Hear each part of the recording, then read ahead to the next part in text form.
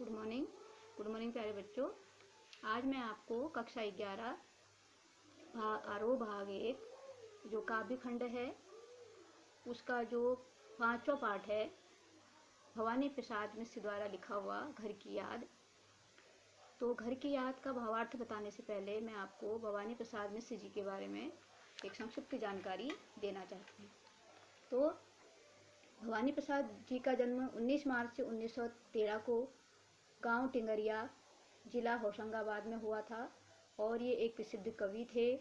इसके अलावा यह एक गांधीवादी विचारक भी थे।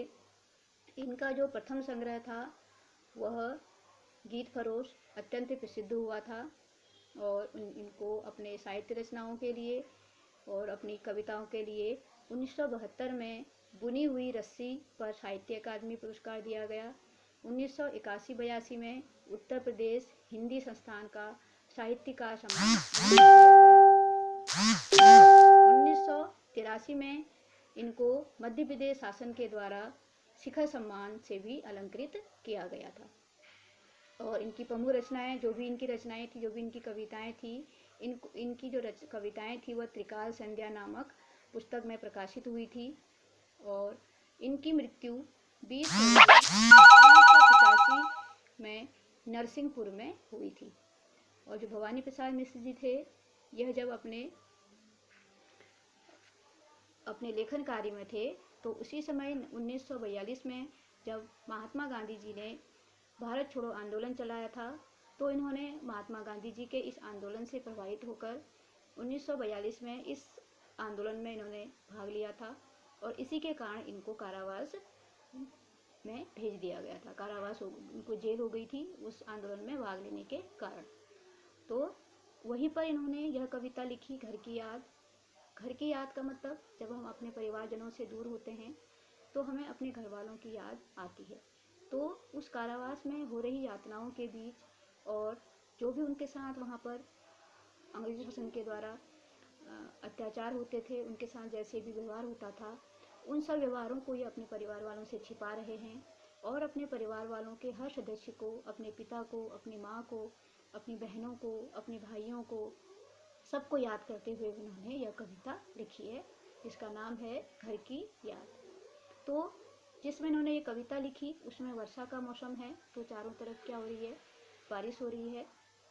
और बारिश के समय जब ये अपने जेल में है, कारावास में हैं, तो इन्होंने यह कविता लिखी हुई है। तो ये लिख रहे हैं, आज पानी गिर रहा, बहुत पानी गिर रहा, रात भर गिरता रहा, प्राण मन फिरता रहा। वो कह रहे हैं कि वर्षा हो रही है चारों तरफ और बाहर वर्षा हो रही है। तो वर्षा के साथ साथ इनके अपने परिवार वालों से दूर रहने के कारण इनके आंखों से भी क्या हो रही हैं, आंसू निकल रहे हैं। और उस वर्षा के साथ साथ जो मौसम है उसके साथ साथ इसके परिवार वालों की यादें इनके प्राणों को, इनके मन को, इनके हृदय को चारों तरफ से घेर रही है। बहुत पानी गिर रहा, घर नजर में तिर रहा। तिर का मतलब होता है तैरना। और वो कह रहे हैं कि आज अत्यधिक पानी गिर रहा है और बहुत अधिक पानी गिर रहा है।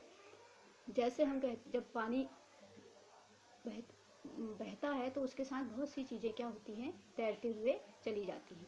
तो वैसे ही वो भी कह रहे हैं कवि कि जो पानी है उस पानी में मुझे, जैसे कोई वस्तु तैरती है वैसे ही मुझे उस पानी में अपने घर वालों की यादें तैरती हुई दिखाई दे रही हैं। तैरती हुई का मतलब सब यादें उनके सामने एक के बाद एक आती जा रही हैं। घर की मुझसे दूर है जो घर, खुशी का पूर है। पूर का मतलब हुआ भरा हुआ, भंडार। पूर मतलब भरा हुआ। तो वह घर, जो घर क्या है, आज मुझसे दूर है, वह घर खुशियों से भरा हुआ है, वहाँ किसी प्रकार का कोई दुख नहीं है। फिर अगला देखिए, अगला है, घर की घर में 4 भाई, मायके में बहन आई बाप के घर, हाय रे परिताप के घर। वो कह रहे हैं कि जो मेरे घर है उस घर में मेरे अतिरिक्त 4 भाई और हैं और उस घर में क्या हो रही हैं, विवाहित जो बहनें हैं वो अपने भाई से, अपने पिता से मिलने के लिए आई हुई हैं। वह ये सोच के आई हुई हैं कि मैं आज अपने पिता के घर जा रही हूँ और अपने भाइयों के साथ, अपने पिता के साथ, अपने माता के साथ हंसी खुशी रहूँगी। लेकिन उन्हें यह मालूम नहीं है कि उनका जो 5वां भाई है वह कारावास में है। और जब वह अपने घर पहुंची तो जब उसे पता चला कि पांचवा भाई जेल में है, तो वह खुशियों से भरा हुआ जो घर था वह दुख का घर बन गया। परिताप का मतलब दुख होना। तो खुशियों से भरा हुआ वह घर जिसमें वह रहने के लिए, हंसी खुशी रहने के लिए आई थी, वह घर दुखों से भरा हुआ उसके लिए हो गया।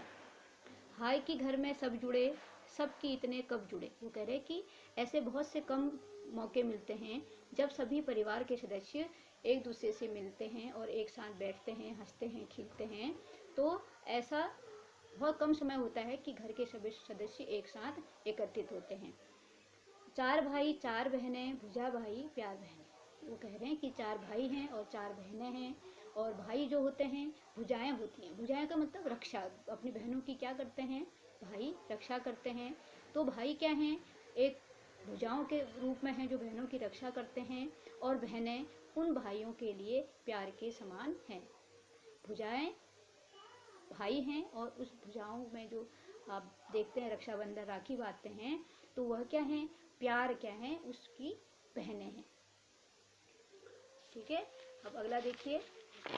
अगला है और माँ बिन पड़ी मेरी। अब यहाँ पर उन्होंने अपने जो माँ है उस माँ के बारे में बताया है कि मेरी माँ कैसी है और वह मेरे लिए क्या मायने रखती हैं। माँ का हमारे जीवन में बहुत अधिक, जो माँ है वो क्या होती है, हमारे लिए महत्वपूर्ण होती है, क्योंकि माँ ही हमें जन्म देती है, हमारा पालन पोषण करती है, हमारा भला बुरा सब वो सोचती है। तो यहाँ पर कवि कह रहे हैं और माँ बिन पढ़ी मेरी। वो कह रहे हैं कि जो मेरी माँ है वो ज़्यादा पढ़ी लिखी नहीं है और दुख में वह गड़ी मेरी, और उसने अपने जीवन में बहुत सारे कष्ट सहन किए हैं, बहुत सारे दुख देखे हैं। तो उसको देखकर ऐसे लगता है कि मेरी माँ जो बनी है, गड़ी मतलब गढ़ना मतलब बनना, तो ऐसा लगता है कि वो दुखों से ही बनी है। दुखों से बनी है मतलब उन्होंने अपने जीवन में बहुत सारे कष्टों को झेला है, बहुत सारी उन्होंने अपने जीवन में दुख देखे हैं। तो उसे देख के लगता है कि वह दुखों में ही बनी हुई है। माँ की जिससे गोद में सिर रख लिया तो दुख नहीं फिर। वो कह रहे हैं कि जो माँ है, माँ का जो गोद है वह क्या है, जब हमें कोई दुख होता है तो हम अगर अपनी माँ की गोद में सिर रख लेते हैं तो हमारा जो दुख है वह क्या हो जाता है, समाप्त हो जाता है। तो वो कह रहे हैं कि माँ एक ऐसी हमें क्या करती है, अपना प्यार से भरा हुआ, प्यार से हाथ अगर हमारे माथे पर, सर पर रख देती है तो हम अपने सारे दुखों को भूल जाते हैं। माँ की जिसकी स्नेह धारा का यहाँ तक भी पसारा। स्नेह धारा मतलब, स्नेह मतलब प्यार, प्यार और धारा का मतलब होता है ममता से परिपूर्ण। धारा जैसे नदी की धारा होती है, दूर दूर तक उसका विस्तार होता है, नदी जहाँ जहाँ तक जाती है वहाँ तक उसकी धारा प्रवाहित होती है। वैसे ही जो माँ है, माँ की जो प्रेम की जो धारा है, जो उसका प्रभाव है, वह उसके बारे में कह रहे हैं कि माँ की जो प्यार से भरी हुई जो धारा है वह यहाँ तक भी मुझे उसका वह महसूस हो रही है। पसारा मतलब फैलाव, ठीक है, प्रसार। तो वो कहते हैं कि जो माँ के प्यार की जो धारा है वह मुझे इस कारावास तक भी मुझे महसूस हो रही है। इतना अधिक उस प्यार का विस्तार है जो उसे लिखना नहीं आता, जो कि उसका पत्र आता। वो कह रहे हैं कि मेरी माँ जो है वो ज़्यादा पढ़ी लिखी नहीं है। अगर वह पढ़ी लिखी होती तो वो मुझे ही, मेरे हालचाल पूछने के लिए मुझे यहाँ पर अवश्य ही पत्र लिखती और मैं उसके पत्र को प्राप्त करता, और जिससे मेरा दुख थोड़ा सा कम हो जाता। ठीक है, अगला देखिए। अब अपने पिताजी के बारे में बता रही हैं। कवि बता रहे हैं कि पिताजी कैसे हैं। पिताजी जिनको बुढ़ापा एक क्षण भी नहीं व्यापा, जो अभी भी दौड़ जाएं, जो अभी भी खिलखिलाएं। वो कह रहे हैं कि मेरे पिता जो हैं उम्र में अधिक हैं, लेकिन उनको देखकर, उनके व्यवहार को देखकर, उनके कार्यों को देखकर, उन्हें देखकर यह बिल्कुल बिल्कुल भी नहीं लगता कि वह क्या हैं, बूढ़े हैं। और एक पल भी उनके कार्यों से, उनके जो अपने जीवन की दिनचर्या करते हैं उनसे, उनके अंदर बिल्कुल भी मुझे बुढ़ापा नहीं दिखता है, बिल्कुल अनुभव नहीं होता उनको देखकर। व्याप्त मतलब अनुभव होना, तो उनको व्यापा मतलब अनुभव होना। वह अपने अंदर बुढ़ापे को किसी और को अनुभव नहीं होने देते हैं। जो अभी भी दौड़ जाएं, और उनके अंदर इतनी फुर्ती है इतना उनके अंदर जोश है कि जैसे युवा और बच्चे क्या होते हैं, कभी भी कहीं भी दौड़ जाते हैं, वैसे भी वह भी क्या कर रहे हैं, एक युवाओं की तरह, बच्चों की तरह कभी भी कहीं भी दौड़ जाते हैं, जो अभी भी खिलखिलाएं और अपने जीवन में आने वाले दुखों से, परेशानियों से वह दुखी नहीं होते हैं और अपनी दुखों में भी वह खिलखिलाकर हंसते हैं। मतलब वो दूसरे को अपनी दुख का एहसास नहीं होने देते हैं।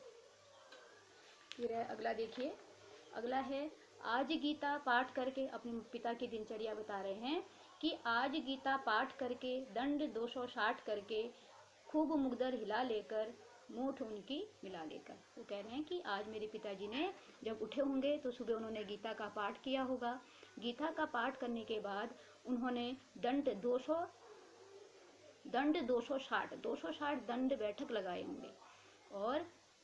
और व्यायाम के लिए मुग्दर एक ऐसा होता है जो पहलवान लोग क्या करते हैं, मुग्दर को उठाकर व्यायाम करते हैं। तो उन्होंने अपने व्यायाम करने के लिए अपने मुट्ठियों से, मूठ मतलब दोनों हाथों को जब हम जोड़ लेते हैं किसी चीज़ को उठाने के लिए, तो अपने मूठ से, दोनों हाथों से उन्होंने मुग्दर को उठाकर व्यायाम किया होगा। और जबकि नीचे आए होंगे, नैन जल से छाए होंगे। और जब उन्होंने मुझे अपने आसपास नहीं पाया होगा, जब वो नीचे आए होंगे, नीचे मतलब हो सकता है कि उनका जो पूजा पाठ का जो घर, कमरा हो, अपने ऊपर वाली मंजिल में हो, तो वो कह रहे हैं कि जब वो वहाँ से सब चीज़ काम करके आए होंगे छत से नीचे, तो उन्होंने, उनकी आंखों में आंसू आ गए होंगे और वह आंसू मेरे न होने के आंसू होंगे, कि जब उन्होंने सब अपने बच्चों को वहाँ देखा होगा और मुझे नहीं पाया होगा तो उन्हें अत्यधिक दुख हुआ होगा। हाय पानी गिर रहा, घर नज़र में गिर रहा। वो कह रहे हैं कि ये मेरा परिवार मेरी आंखों के सामने मुझे साफ साफ नज़र आ रहा है, तैर रहा है, और मुझे अपने सभी सदस्यों की बहुत याद आ रही है। फिर है 4 भाई 4 बहनें, भैया भाई प्यार बहनें, खेलते या खड़े होंगे, नज़र उनको पड़े होंगे। वो कह रहे हैं कि मेरे 4 भाई हैं और मेरी 4 बहनें घर पर हैं, और भुजा भाई, और क्या है, मेरे भाई भुजा के समान सहयोगी हैं, कर्मठ हैं और बलशाली हैं, जो दूसरों की रक्षा कर सकते हैं। और मेरी जो बहनें हैं वो प्यार हैं, और मैं ये नहीं जानता कि वह क्या कर रहे होंगे। मैं यहाँ पर हूँ, मेरे भाई बहन घर पे हैं, मुझे यही नहीं पता कि वह क्या कर रहे होंगे। तो या तो वो कहीं खड़े होंगे, आपस में बातें कर रहे होंगे, या कहीं खेल रहे होंगे। पिताजी, और जब मेरे पिताजी ने उनको देखा होगा तो उन्होंने मुझे नहीं पाया होगा तो उन्हें अच्छा नहीं लगा होगा। पिताजी जिनको बुढ़ापा एक क्षण भी नहीं व्यापा, रो पड़े होंगे बराबर 5वां का नाम लेकर। मेरे पिताजी उम्र में बड़े हैं, वृद्ध हो चुके हैं, लेकिन उनका शरीर आज भी युवाओं की तरह, उनके अंदर जोश है, उत्साह है, वो स्वस्थ हैं, मजबूत हैं, उन्हें किसी प्रकार की कोई बीमारी नहीं है। लेकिन जब उन्होंने अपने 5वें पुत्र को घर में नहीं पाया होगा तो वह अवश्य ही मेरा नाम लेकर अवश्य ही भावुक हो गए होंगे और रोने लगे होंगे। 5वां, मैं हूँ अभागा जिसे सोने पर सुहागा, पिताजी कहते रहे प्यार में बहते रहे। वो कह रहे हैं कि मैं हूँ, मैं उनका 5वां बेटा हूँ, मैं आज बड़ा दुर्भाग्यशाली हूँ कि मैं इस कारावास में हूँ, और वे सब भाई मेरे पिता के पास हैं, लेकिन मैं यहाँ पर हूँ। चाहे क्या हैं, वह उनके पास हैं, लेकिन वो मुझे क्या करते थे, सबसे अधिक प्यार करते थे। और जब जब उनको मेरे बारे में बातें याद आती होंगी तो वह अवश्य ही दुखी हो गए होंगे। और आज उनके स्वर्ण बेटे लगे होंगे उनको हेटे, हेटे मतलब बहुत छोटा, तुच्छ। और जो वो कह रहे हैं कि आज उनके जो स्वर्ण के समान, सोने के समान जो उनके 4 बेटे होंगे वो अवश्य उनके पास हैं, वह भी उन्हें प्यारे लगते होंगे, लेकिन जो मैं क्या हूँ, उनको सबसे अधिक प्यारा हूँ, सबसे बड़ा दुलारा हूँ, वह उनके आँखों का जो उनका प्रिय, आँखों का तारा 5वां बेटा उनसे दूर जेल में है। तो वह दिन उनके लिए, वह दिन बंधा, मैं यहाँ पर क्या हूँ, उनसे दूर इस कारावास में बंधा पड़ा हूँ।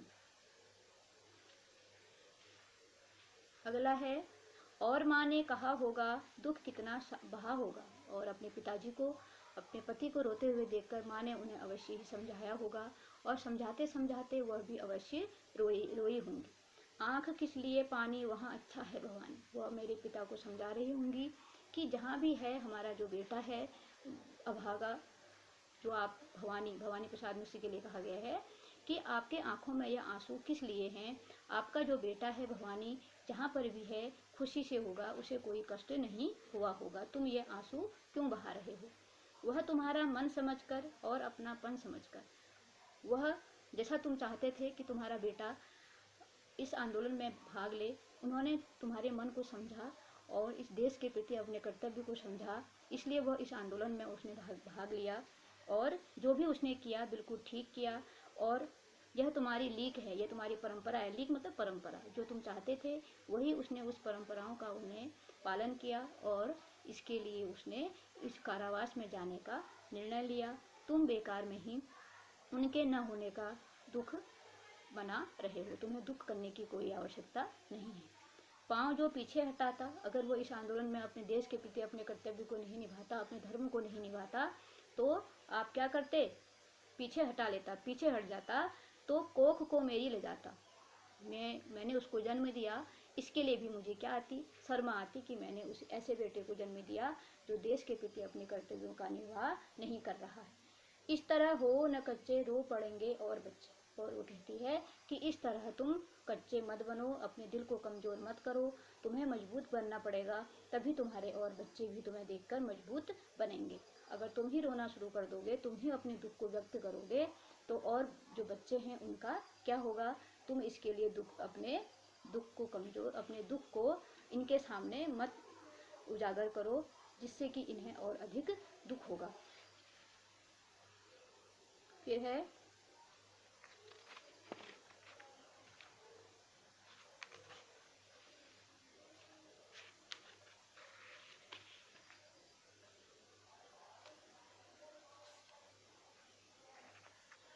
तो बच्चों, आज के लिए बस इतना ही। मैं आपको इसका भावार्थ बता रही हूँ। जो इसका आगे का भावार्थ है मैं आपको अगली वीडियो में बताऊँगी। आप इसको अच्छे से देख लीजिए, समझ लीजिए, और जो इसका शेष भाग है अगली वीडियो में आपको बताया जाएगा। और अगर आपको ये अच्छी लगे तो इसको लाइक सब्सक्राइब ज़रूर करें और कमेंट करें, ताकि मैं जो आगे आने वाली वीडियो हैं आपको आसानी से मिल जाएं। इसका अगला वीडियो है वो अवश्य देखें। ठीक है बच्चों? Okay, thank you.